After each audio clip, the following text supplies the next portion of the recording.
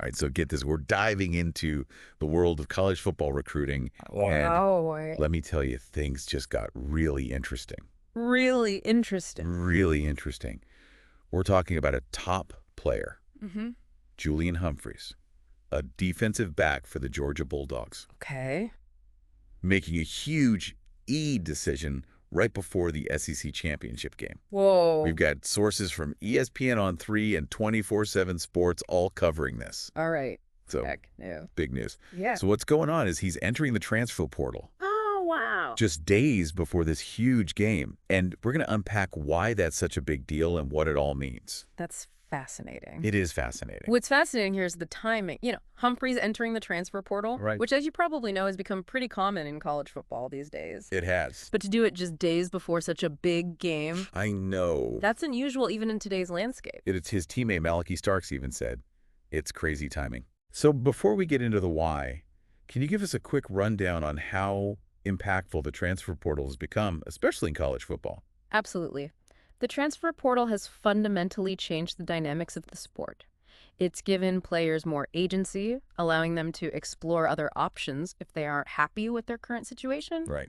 It's also created more parity, as smaller schools can now attract talent that might have gone to the big programs in the past. Okay, so back to Humphrey. Huh. This guy started multiple games for Georgia this season, considered a top cornerback prospect, 10 tackles, 4 pass deflections. Oh, wow. For those who don't follow football closely, Yeah. those are some solid stats for a defensive back. Those are good. But here's the catch. His playing time decreased as the season went on. Really? He was eventually replaced by Daniel Harris. Oh, interesting. Do you think that's a big part of why he's transferring? It's hard to ignore, those 10 tackles show he's not afraid to get physical. Right. And getting 4 pass deflections means he's disruptive in coverage. Yeah. Those skills are valuable in any conference, Yeah. especially the SEC, known for its tough physical style of play. Players want to be on the field contributing. Right. Decreased playing time often suggests a disconnect between the player and the coaching staff. Right. Maybe a different vision for his role on the team. Makes you wonder what's going through his mind. Is it purely about playing time? Right. Or are there other factors at play? There could be.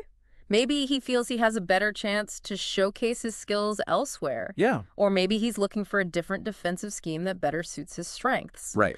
It's also possible that he's considering academics' location or even the overall culture of a program. Yeah, I was reading some speculation online from fans and analysts, Oh, yeah. and some people were wondering if, there were other things going on, like maybe locker room issues or disagreements with the coaching staff. It's possible. It's all speculation, but It's all speculation, but we don't know for sure. yeah, we don't know for sure. But it's definitely interesting to think about. Speaking of elsewhere, we actually have a list of potential landing spots for Humphrey.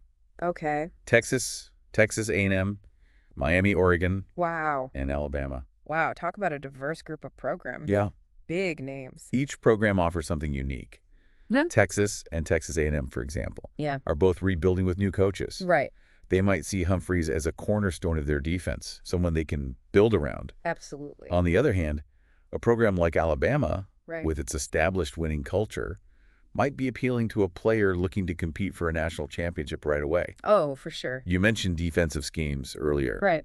Do you think certain programs on this list would be a better fit for Humphrey's style of play? Absolutely. Miami and Oregon, for instance, are known for their fast-paced, high-scoring offenses. Yeah. This could be attractive to a defensive player looking to make a statement in a system that prioritizes takeaways and big plays. Texas A&M's new defensive coordinator is known for his aggressive blitz-heavy schemes, which could be a good fit for Humphrey's physicality. It really depends on what kind of system he thrives in. This brings us back to the SEC championship game. Mm-hmm. With this transfer news looming, will Humphreys even play? That's the million-dollar question. It's a high-stakes game with tons of scouts watching a prime opportunity for Humphrey to showcase his talent one last time for Georgia. He could really make a statement. He could, but if his focus is already elsewhere, it could be risky for both him and the team. Yeah, talk about pressure. Yeah. For Georgia losing a starting caliber cornerback right before such a crucial matchup is a blow. Absolutely. It disrupts their defensive preparations and puts more pressure on the remaining players. I saw one analyst say that it's almost like a microcosm of what's happening in college football as a whole. Oh, really? Like this kind of uncertainty and last-minute decisions are becoming more common. It's definitely a trend we're seeing more of. Okay, so to wrap things up, we've got a talented player making a bold move, a championship game hanging in the balance, and a bunch of top programs hoping to land him. It's a wild situation. What does this all mean for the future of college football? I think this decision could have a ripple effect on the entire college football landscape.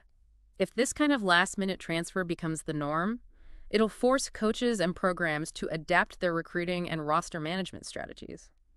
It also raises questions about player loyalty and the balance of power between athletes and institutions. Yeah, and I think for fans, it's going to be interesting to see how this all plays out. Yeah, We're used to seeing players transfer in the offseason, right. but to have it happen right before such a big game Right before a championship. really shakes things up. It changes the game. It changes the game. So this whole situation raises an important question. What's that? Are we seeing a shift in priorities for student athletes today? That's a great question. It's something to ponder as we watch this all unfold. It is. I think it's a conversation that needs to be had. All right, well, that's all the time we have for today's deep dive. Make sure to check back soon for more insights and analysis on the ever-changing world of college football. Thanks for having me. Thanks for joining us. Always a pleasure. All right, we'll see you next time. See you later.